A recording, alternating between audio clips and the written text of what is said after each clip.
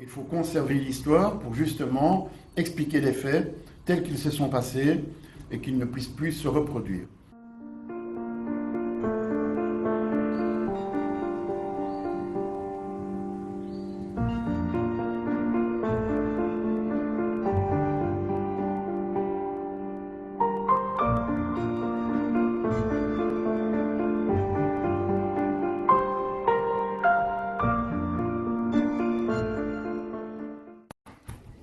Bienvenue au Musée de la Résistance de Belgique. Vous êtes dans un endroit historique, à Bruxelles, et plus particulièrement à Anderlecht. Et dans cette commune, comme dans les autres communes, il y a eu des mouvements de résistance. La résistance à quoi? C'est la résistance au nazisme, au fascisme, au totalitarisme.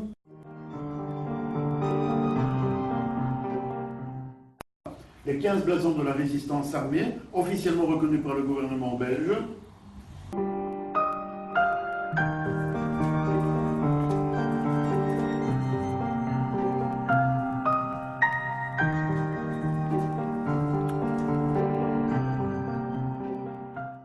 Vous avez aussi la presse clandestine qui, elle, est la plus grande partie de la résistance en Belgique. Il y a deux buts dans la presse clandestine. Le premier but, c'est de montrer aux Belges une autre forme de résistance qui existe. Ah, mais il existe une résistance, mais on ne connaît pas qui fait ça. Donc l'ennemi voyait qu'il n'était pas le bienvenu. Pour combattre un ennemi, il est parfois plus efficace d'avoir un stylo.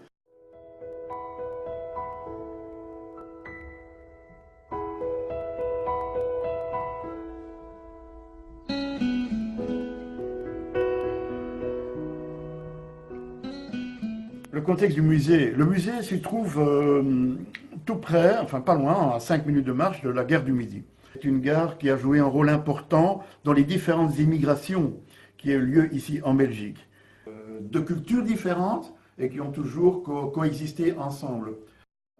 Un message d'avenir, un message d'espoir, un message de lutte permanente. Suite à ça que l'Europe, en tout cas, a été construite. En général, les guerres ont été précédées par les problèmes économiques.